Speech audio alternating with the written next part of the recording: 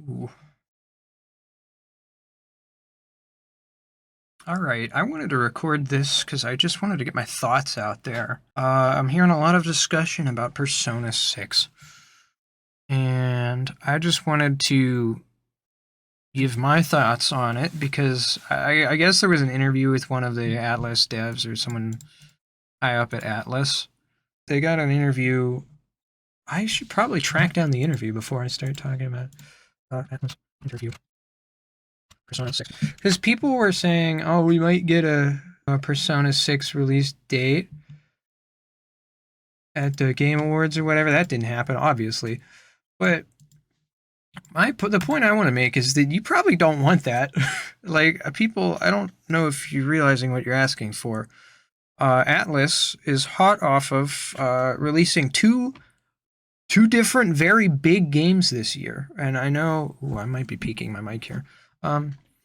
They released Persona 3 Reload at the start of the year. Great game. If you haven't played Persona 3, or if you have and want to replay it, go play Reload.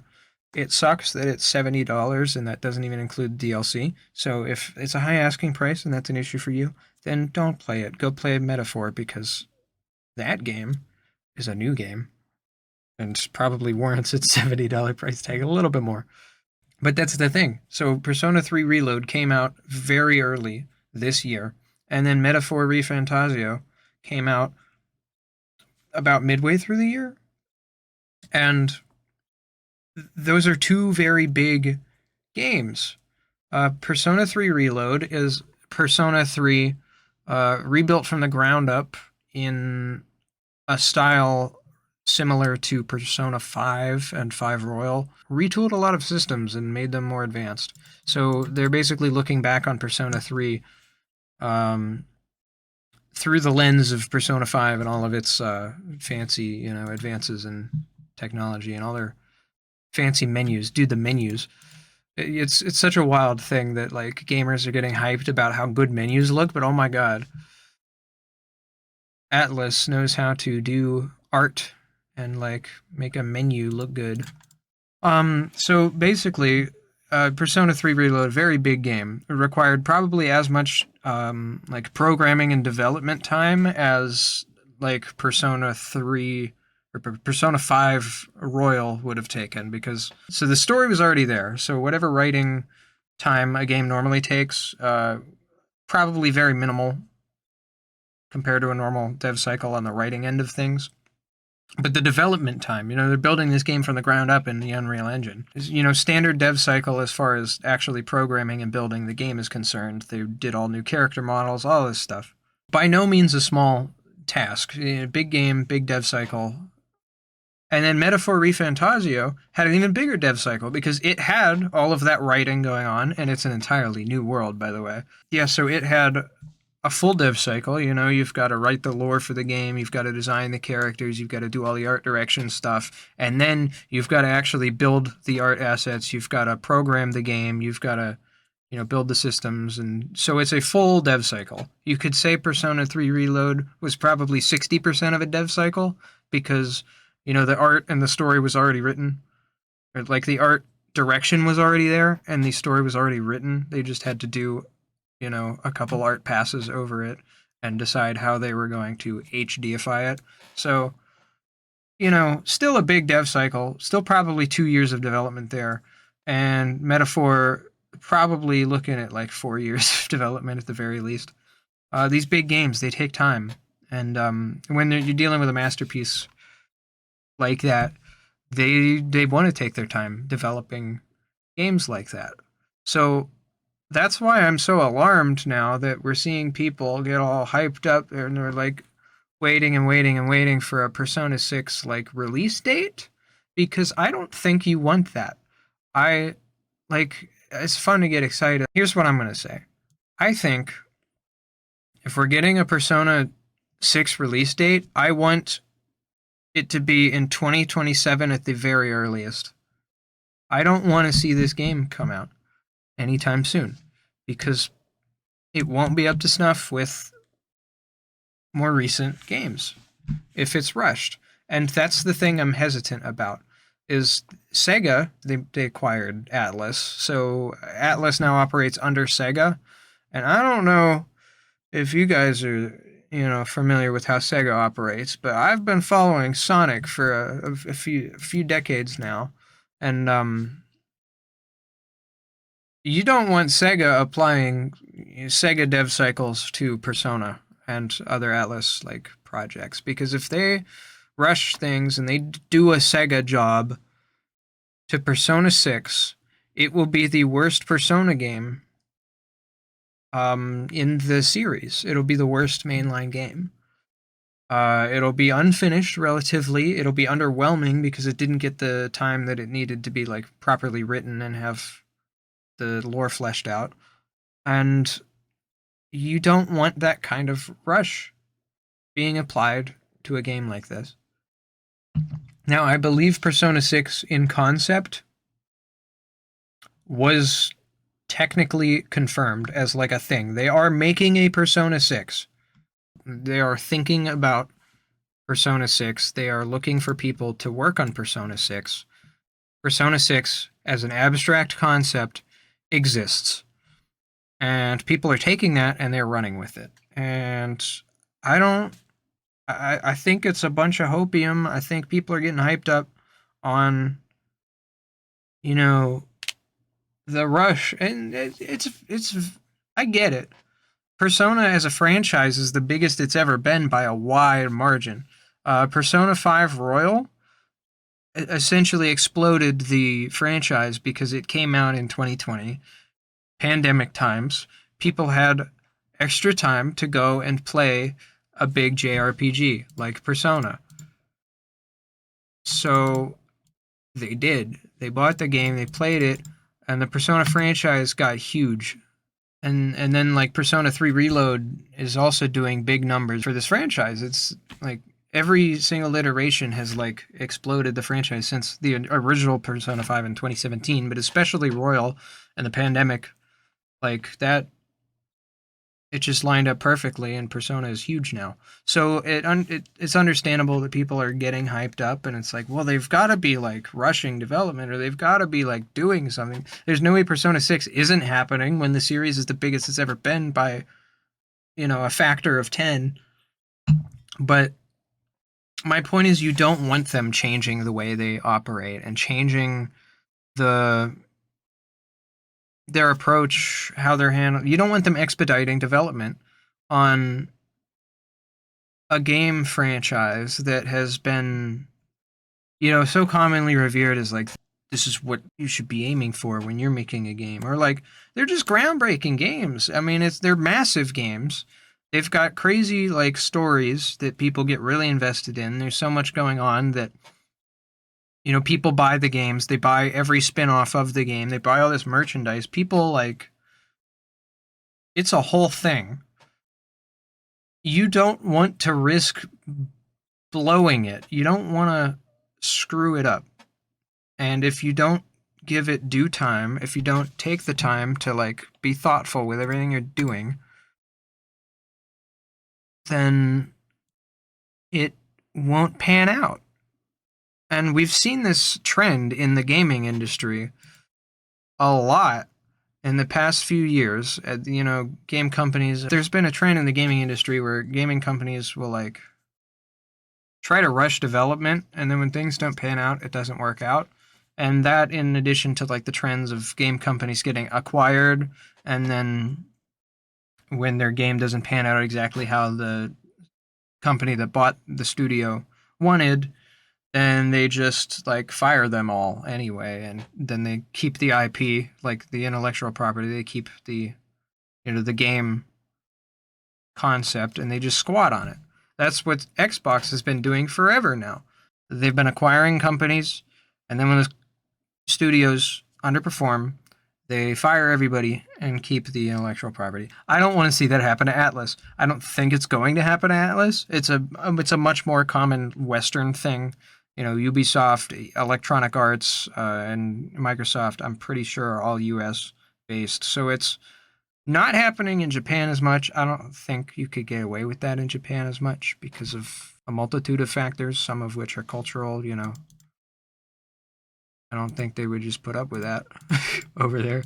I just don't want to see that happen with Atlus. And I think if they rush Persona 6, that might be what happens. It could inadvertently like hurt the franchise really bad.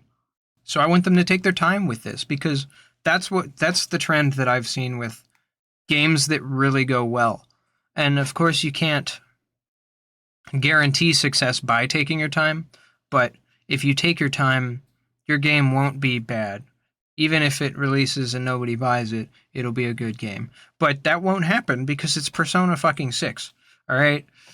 Everybody's so hyped, and that's the trend you should observe here is that people are like excited about Persona and they're engaged with the franchise, and that's a good thing. I'm not saying that they shouldn't be, but I want them to take their time and I want them to do something big and interesting and new with Persona 6. I want this one to be just as, groundbreaking as Persona 5 was when it was like, oh my god, they haven't made a Persona game in forever.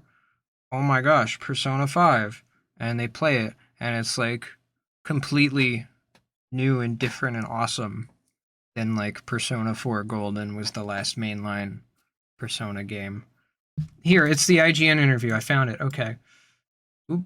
Yeah, you can see it. I'm dragging it around on my second monitor here. But I'm seeing YouTube thumbnails. People are asking about, is there still hope for Persona 6 in 2025? No.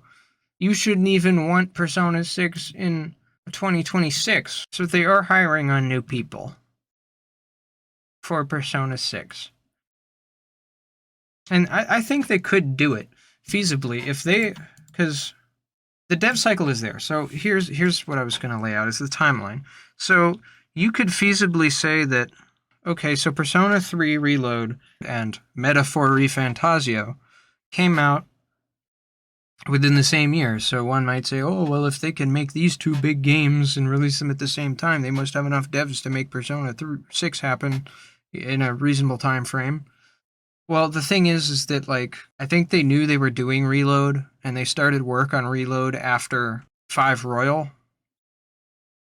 So that was, like, programmers and some artists. Meanwhile, Metaphor ReFantazio has probably been in the concept stage since as far back as, like, 2017, from, like, an art standpoint. Like, Metaphor happened because it's been cooking for a long time. And Reload happened because it didn't take an entire team of artists to completely build a new game world from the ground up because there was already a basis. Point is that there is like a dev cycle that happened in the background. These games took years to make. Like the ones that released this year have probably been cooking since 2020. And Metaphor especially has probably been cooking since long before that. Those games were both in development at Atlus, and now they're hiring people for Persona 6. That's how you know they're only getting started on this game. If it took them 4 years to do Reload, from Persona 5 Royal to then make Persona 3 Reload, that's a 4-year dev cycle for a remaster. Which is why I think Metaphor probably took even longer. They were probably doing art stuff for Metaphor since before Royal. And then it probably also started like technical development around the time Royal released. So I would imagine Metaphor had like a 7-year dev cycle. Maybe not. But point is, if they're hiring people for Persona 6 now, we're not going to see this game for several years, hopefully. If we do see it in the next 2 years, then God knows what they're putting those developers through. Oh my gosh.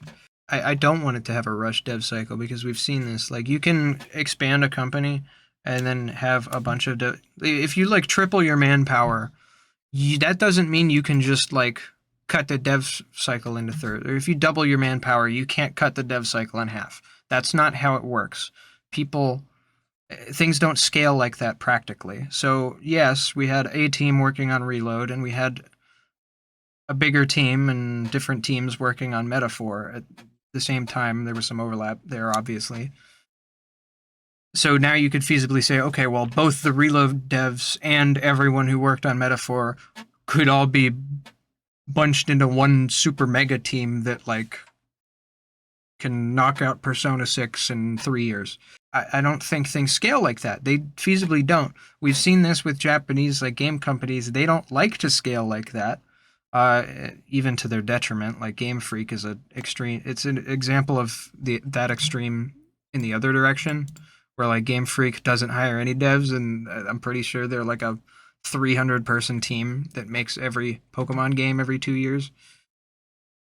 Oh, so that's a nightmare. But like, yeah, game companies don't like Japanese game companies tend to avoid like scaling up their teams to stupid sizes, and we know why. Because especially here in the West, you've got Ubisoft that has thousands and thousands of developers working on single games. I've heard things about thousands of developers working on an Assassin's Creed game. How does that work internally? How do you delegate that? How do you delegate stuff between 3,000 people feasibly? How do you determine, okay, John, I want you to work on this art asset. Susan, I want you to work on this art asset. Like the layers of management you would have to add to that, it's not feasible. So I don't want to see Persona try and crunch. I just don't. Crunch culture has been a detriment to the gaming industry for so long.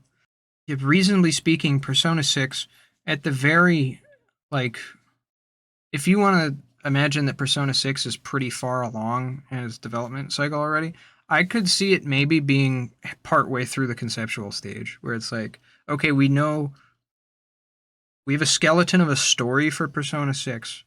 We still need to flesh out like the dialogue and like actually write it, but like we know kind of what the story is. And we have a general vibe of like an art thing. They still have to do all of the art. They still have to do all of the writing. And that's like, you know, you've got all these different characters, all these different, you know, interactions. Persona is unique in that it's not just an RPG. It's an RPG by night, but by day, it's you go around and you talk to people and you do social stuff. You know, there's a lot going on there. There's a lot of writing. There's a lot of art. I don't think that they've started on their actual art phase yet. I think they're probably partway through concepts. And so that means they have to do all the art still. And that means they have to actually build the game, which I should hope they put at least like a year and a half into actually building the game.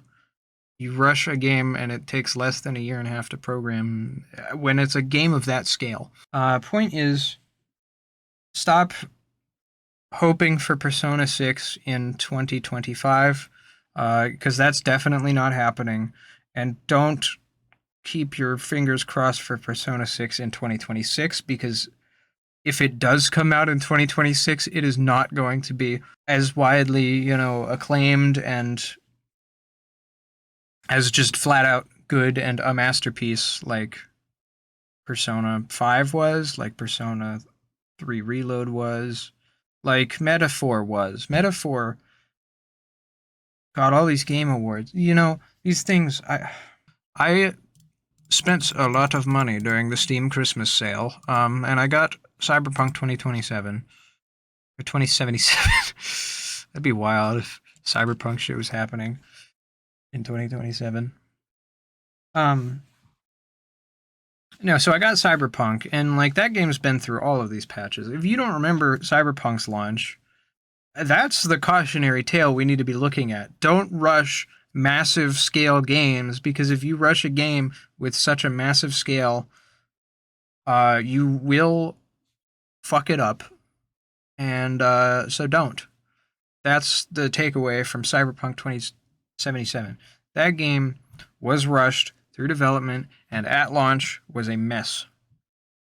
They have slowly patched it over time into like a somewhat playable game.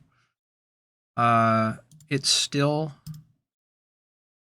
you know, to this day has that reputation, which sucks because it's a pretty alright game now. I don't want to see Persona 6 become the next Cyberpunk 2077. Because that would be disappointing. Yeah, Cyberpunk is a cautionary tale. Do not forget what happened with Cyberpunk 2077, because you do not want to see that happen with your hopefully next favorite game. And we've seen the converse too, like a game that is given the proper development time and is reasonably hyped up blows it out of the water. You know, we saw Helldivers. Helldivers is a tale of, what you should do. You give a team all the time they need to make a game and to flesh it out, and you don't put too much pressure on them that it like fucks everything up. And the game releases when it's ready, then you get masterpieces that everybody is there to play and love it, and that's Helldivers. Also, Baldur's Gate. Baldur's Gate 3. People love that shit. It is a very big game, like Persona, like Cyberpunk. Those games, with all of their dialogue, all of their art, they're just big ass games that take time. They take more time to develop than a standard, even like a Call of Duty shooter game, where those games probably have a shorter dev cycle because you just make the gun models and you write up a standard campaign that's like 10 hours long, and then the zombies mode. You have a couple maps, you make the zombies, there's your game. These narrative games are hundreds of hours long. They're supposed to be engaging you throughout with new content as you progress, unlike something like, Deep Rock Galactic, where, I can play that for hundreds of hours, but it's the same game with new stuff being generated. Like, no, these are story games. Everything you come across is a new thing that someone had to make throughout the entire runtime. So these games are larger in scale. You don't want to see those games rushed because you end up with Cyberpunk rather than a Baldur's Gate. Here's hoping that we see something about Persona 6 in 2028. Hopefully I make it through these next 4 years, but fingers crossed. 2028. That's my prediction. And if it takes them longer than that, I am okay with that. If it takes them less time than that, I am scared. That's the takeaway of this video. All right, well, that's the end of my rant. That was more time than I wanted to record this for, because now I have to sit through a 37-minute recording and edit it down. So have yourself a nice day. Thanks for listening to me yap. You should play Balatro. If there's a takeaway from the Game of the Year awards, it's not that you should play Metaphor, it's that you should play Balatro. I'm addicted, please help.